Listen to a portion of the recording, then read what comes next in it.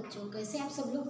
आशा करती हूँ आप अपने घर में स्वस्थ एवं सुरक्षित होंगे। तो स्वागत है आप सभी का आज के इस वीडियो में। आज हम पढ़ेंगे कक्षा 8वीं की आपकी जो हिंदी की पाठ्य पुस्तिका है बसंत, उसका पाठ क्रमांक 7 क्या निराश हुआ जाए, जिसके लेखक है हजारी प्रसाद द्विवेदी जी।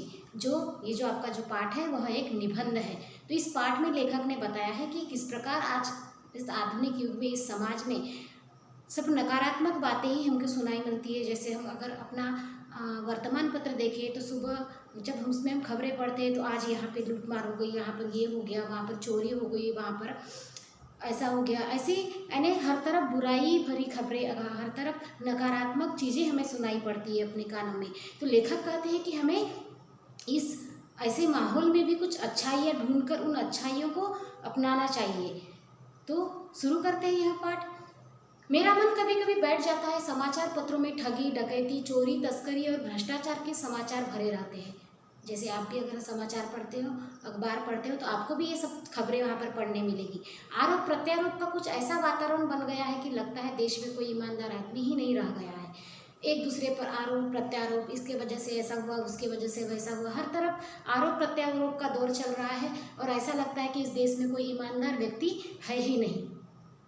हर व्यक्ति संदेह की दृष्टि से देखा जा रहा है, हर व्यक्ति को संदेह की दृष्टि से देखा जा रहा है, इस पर शक किया जा रहा है। जो जितने ही ऊंचे पद पर है उनमें उतने ही अधिक दोष दिखाए जाते हैं, जो जितने ऊंचे पद पर है उसमें अधिक दोष दिखाए जाते हैं। इस व्यक्ति ने वरिष्ठ पद पर, मतलब ऊंचे पदों पर जो व्यक्ति पदस्थ है उनमें ज़्यादा तौर पर अधिक दोष दिखाए जाते हैं, ऐसे लेखक कहते हैं। एक बहुत बड़े आदमी ने मुझसे एक बार कहा था कि इस समय सुखी वही है जो कुछ नहीं करता। लेखक बोलते हैं कि मुझे एक बहुत बड़े आदमी ने कहा था कि वह आदमी आज सुखी है जो कुछ भी नहीं करता, क्योंकि जो करता है उसमें सिर्फ बुराइयां देखने का काम कर रहे हैं इस समाज के लोग। जो कुछ भी करेगा उसमें लोग दोष खोजने लगेंगे, उससे सारे गुण भुला दिए जाएंगे। मतलब जो इंसान में जो अच्छे गुण है उनको भुला दिया जाता है, और जो बुरा उसके हाथों से गलती हर इंसान के हाथ से होती है, तो जो उससे गलतियाँ होती है, जो उसमें बुराई है, उसको बढ़ा चढ़ाकर बताया जाता है। जो कुछ भी करेगा उसमें लोग दोष खोजने लगेंगे, उसके सारे गुण भुला दिए जाएंगे और दोषों को बढ़ा चढ़ाकर दिखाया जाने लगेगा। दोष किसमें नहीं होते, यही कारण है कि हर आदमी दोषी अधिक दिख रहा है, गुणी कम या बिल्कुल ही नहीं। स्थिति अगर ऐसी ही है तो निश्चय ही चिंता का विषय है। लेखक बोलते हैं कि जो समाज में अभी क्या चल रहा है, लोग दूसरों में सिर्फ दोष देख रहे हैं, उसके अच्छे गुणों को नहीं देख रहे, तो उसके दोषों को ही वो बढ़ा चढ़ा कर बताते हैं। अगर ऐसा ही चलता रहा तो यह क्या है, एक चिंता का विषय है। हर इंसान में एक अच्छा और बुरे दोनों गुण होते हैं, तो हमें उस इंसान के बुरे गुणों को इग्नोर कर देना चाहिए, भूल जाना चाहिए। लेकिन जो अच्छी चीज़ें हैं उस इंसान में, अच्छे गुण हैं, उस गुणों को अपनाना चाहिए, उस गुणों की चर्चा करनी चाहिए। तो लेखक बोलते हैं कि लेकिन समाज में क्या हो रहा है कि बस उस आदमी के अंदर के जो दोष है उसे अधिक बढ़ा चढ़ाकर दिखाया जा रहा है। अगर ऐसी स्थिति रही तो चिंता का विषय है। लेखक कहते क्या यही भारतवर्ष है जिसका सपना तिलक और गांधी ने देखा था। तो लेखक बोलते क्या ये भारत देश वही है जिसका अच्छा सपना, जो सुंदर देश बनाने का सपना तिलक और गांधी जी ने देखा था। रविन्द्रनाथ ठाकुर और मदन मोहन मालवीय का महान संस्कृति सभ्य भारतवर्ष किस अतीत के गड्ढर में डूब गया। आर्य और द्रविड़, हिंदू और मुसलमान, यूरोपीय और भारतीय आदर्शों की मिलन भूमि, मानव महासमुद्र क्या सूख ही गया है।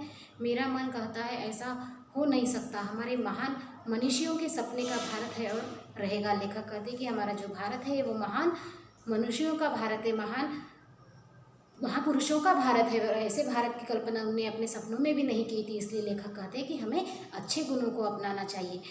यह सही है कि इन दिनों कुछ ऐसा माहौल बन गया है कि ईमानदारी से मेहनत करके जीविका चलाने वाले निराह और भोले भाले श्रमजीवी पिस रहे और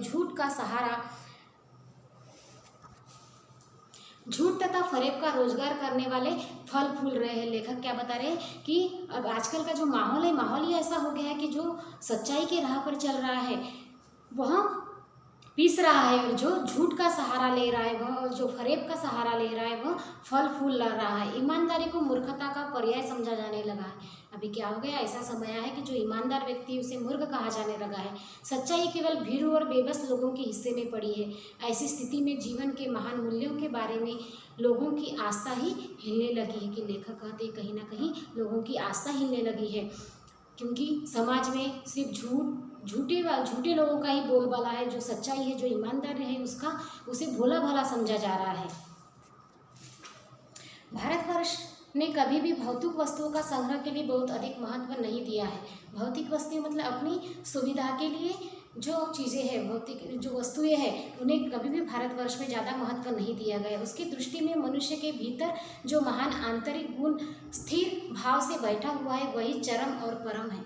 तो अपना जो भारतवर्ष की क्या संस्कृति रही है कि हमने भौतिक वस्तुओं को उतना महत्व न देते हुए जो अपने अंदर के जो आंतरिक गुण है, अपने अंदर की जो अच्छाई है, उसे हमने ज़्यादा महत्व दिया है।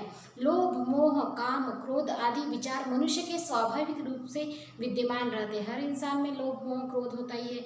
तो यह क्या है, हमारे स्वाभाविक गुण हैं, पर उन्हें प्रधान शक्ति मान लेना और अपने मन तथा बुद्धि को उन्हीं के इशारे पर छोड़ देना बहुत बुरा आचरण है। तो हमें क्रोध, मोह, लोभ, इन्हीं आचरण, ये अपने स्वाभाविक गुण है, लेकिन हमें इन्हीं आचरण अपना लेना यह क्या है, सही नहीं है। ऐसा लेखक कहते हैं कि इन्हें अपने बुद्धि के इशारे पर छोड़ देना बुरा आचरण है। भारतवर्ष ने कभी भी उन्हें उचित नहीं माना, उन्हें सदा संयम के बंधन से बांधकर रखने का प्रयत्न किया है। परंतु भूख की अपेक्षा नहीं की जा सकती, बीमार के लिए दवा की उपेक्षा नहीं की जा सकती, गुमराह को ठीक रास्ते पर ले जाने की उपाय की अपेक्षा नहीं की जा सकती। तो लेखक कहते हैं कि हमें अपने क्रोध पर, हमें अपने मोह पर क्या होना चाहिए, संयम होना चाहिए, उन्हें अपने पर हावी नहीं होना चाहिए। जैसे कि अपने घर में अभी गर्मी चल रही है, ठीक है, बरसात है लेकिन गर्मी हो रही है, तो हमें कूलर से हमारा काम नहीं चल रहा है, फैन से हमारा काम नहीं चल रहा है, तो हम सोचेंगे कि नहीं, अपने पास एसी होनी चाहिए। इसके लिए हम गलत मार्ग से पैसा कमाएंगे, तो ये गलत है। इसीलिए ईमानदारी के रास्ते से, सच्चाई के रास्ते से जो धन कमाया जाए तो वो सही है। हुआ यह कि इस देश के जो कोटि कोटि दरिद्र जनों की हीन अवस्था को दूर करने के लिए ऐसे अनेक कायदे कानून बनाए गए कि अपने जो देश में जो गरीब जनता है उनका विकास करने के लिए अनेक से कायदे बनाए गए, कानून बनाए गए, जो कृषि, उद्योग, वाणिज्य, शिक्षा और स्वास्थ्य की स्थिति को अधिक उन्नत और सुचारू बनाने के लक्ष्य से प्रेरित है। परंतु जिन लोगों को इन कार्यों में लगाना है, उनका मन सब समय पवित्र नहीं होता। तो लेखक बताते हैं कि अपने देश में जो गरीब जनता है, उनके विकास के लिए सरकार ने बहुत सी योजनाएं बनाई है, लेकिन उनका शिक्षा का विकास हो, उनका कृषि का विकास हो, उनके उद्योग का विकास हो, उनके वाणिज्य का विकास हो, उनके स्वास्थ्य का विकास हो, इसके लिए बहुत सारी योजनाएं हैं। लेकिन जिसके जरिए ये काम कराया जाता है, जो लोग इस बीच में होते हैं, उनका मन पवित्र नहीं होता। कहीं वो क्या करते हैं, बिचौलिए जो होते हैं, जो बीच के जो नेता बोलो या कोई भी जो भी इंसान है, वो क्या होता है, ये जो गरीब जनता के लिए जो योजनाएं आती है, उनके लिए जो फंड आता है, वो खुद ही खा लेते हैं। तो प्राय वे भी लक्ष्य को भूल जाते हैं और अपनी सुख सुविधा की और ज़्यादा ध्यान देने लगते हैं। वो अपना स्वार्थ देखते हैं, अपनी सुविधा देखते हैं और उसका अनुपयोग करते हैं, उन चीज़ों का जो गरीब जनता के लिए सरकार देती है। भारतवर्ष सदा कानून को धर्म के रूप में देखता आ रहा है। आज एकाएक कानून और धर्म में अंतर कर दिया है। धर्म को धोखा नहीं दिया जा सकता, कानून को दिया जा सकता है। तो अब क्या है, पहले धर्म को सबसे बड़ा माना जाता था, अभी धर्म और कानून को बड़ा माना गया है। तो लोग धर्म को धोखा नहीं देते, लेकिन कानून को धोखा दे देते हैं। कानून से बचने के लिए वो अनेक उपाय ढूंढ लेते हैं, जैसे किसी को रिश्वत दे के वहाँ से छूट जाना। ऐसे बहुत से केसेस होते हैं। नहीं तो लोग क्या है, धर्म से डरते, धर्म को धोखा नहीं देते, लेकिन कानून को धोखा देते। वो क्या करते हैं, वहाँ पर भी रिश्वत देके या कुछ देके अपने ऊपर जो लगे आरोप है उनसे बरी हो जाते हैं। यही कारण है कि जो लोग धर्मभीरू है, वे कानून की त्रुटियों से लाभ उठाने को संकोच नहीं करते। इस बात से पर्याप्त प्रमाण खोजे जा सकते हैं कि समाज में ऊपरी वर्ग में चाहे जो भी होता रहा हो, भीतर भीतर भारतवर्ष अब भी यह अनुभव कर रहा है कि धर्म कानून से बड़ी चीज़ है। अब भी सेवा, ईमानदारी, सच्चाई और आध्यात्मिकता के मूल बने हुए हैं। वे तब अवश्य गए हैं लेकिन नष्ट नहीं हुए हैं। आज भी वह मनुष्य से प्रेम करता है, महिलाओं का सम्मान करता है, झूठ और चोरी को गलत समझता है, दूसरे को पीड़ा पहुंचाने का पाप समझता है। हर आदमी अपने व्यक्तिगत जीवन में इस बात का अनुभव करता है। समाचार पत्रों में जो भ्रष्टाचार के प्रति जितना आक्रोश है, वह यही साबित करता है कि हम ऐसी चीज़ों को गलत समझते हैं और समाज में उन तत्वों की प्रतिष्ठा कम करना चाहते हैं जो गलत तरीके से धन या मान संग्रह करते हैं। तो लेखक का कहना है कि हम धर्म से डरते हैं कहीं ना कहीं, लेकिन हम कानून से नहीं डरते, क्योंकि हमने कानून से बचने के तरीके ढूंढ लिए हैं। इसलिए लेखक कहते हैं कि समाज में आज भी जो धर्म भीरू लोग हैं वह धर्म से डरते हैं लेकिन कानून से नहीं डरते। इसीलिए लेखक कहते हैं कि जो गलत मार्ग से कमाया हुआ धन है वह क्या है, गलत चीज़ है। जो दोषों का पर्दाफाश करना बुरी बात नहीं है, बुराई यह मालूम होती है कि किसी के आचरण के गलत पक्ष को उद्घाटित करके उसमें रस लिया जाता है और दोषोद्घाटन को एकमात्र करते हुए मान लिया जाता है।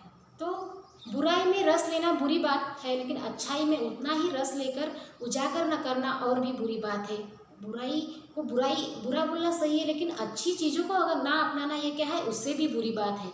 तो हमें कभी भी अच्छी चीज़ों की ओर ज़्यादा ध्यान देना चाहिए। लेकिन समाज में क्या चलता है, जो बुरा हो रहा है उसी की बातें होती रहती है, जो गलत चीज़ है उसी की बातें होती रहती है। लेकिन जो अच्छी भी चीज़ है उसके पीछे जो अच्छाई है हमें वह ढूंढना चाहिए, उसका उद्घोष करना चाहिए।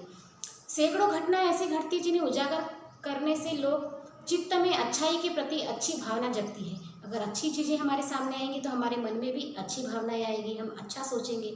इसीलिए अच्छी चीज़ों का भी हमें प्रोत्साहन करना चाहिए। एक बार रेलवे स्टेशन पर, लेखक यहाँ पे एक उदाहरण दे रहे हैं, एक बार रेलवे स्टेशन पर टिकट लेते हुए गलती से मैंने 10 के बजाय 100 रुपये का नोट दे दिया। लेखक कहते कि एक बार रेलवे स्टेशन पर उन्होंने गलती से 10 की बजाय 100 का नोट दे दिया और जल्दी जल्दी गाड़ी में आकर बैठ गया। थोड़ी देर में टिकट बाबू उन दिनों के सेकंड क्लास के डिब्बे में हर आदमी का चेहरा पहचानता हुआ उपस्थित हुआ। उसने मुझे पहचान लिया और बड़ी विनम्रता के साथ मेरे हाथ में 90 रुपये रख दिए और बोला, यह बहुत गलती हो गई थी, आपने ही नहीं देखा, मैंने भी नहीं देखा। उसके चेहरे पर विचित्र संतोष की गरिमा थी, मैं चकित रह गया।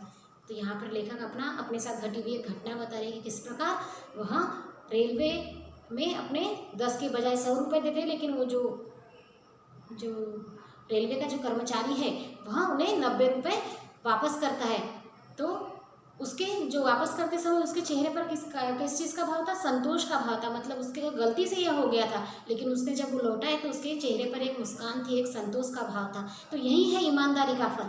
तो हमें, अगर हम गलत करेंगे तो हमारे मन में वही चलता रहता है। कहीं ना कहीं हम सोचते कि नहीं, मैंने ऐसा किया, आज मैंने गलत किया। लेकिन अगर हम अच्छा करते तो हमारे मन में एक अच्छी सी भावना जगती है, हम अच्छी सी खुशी अपने चेहरे पर दिखाई देती है।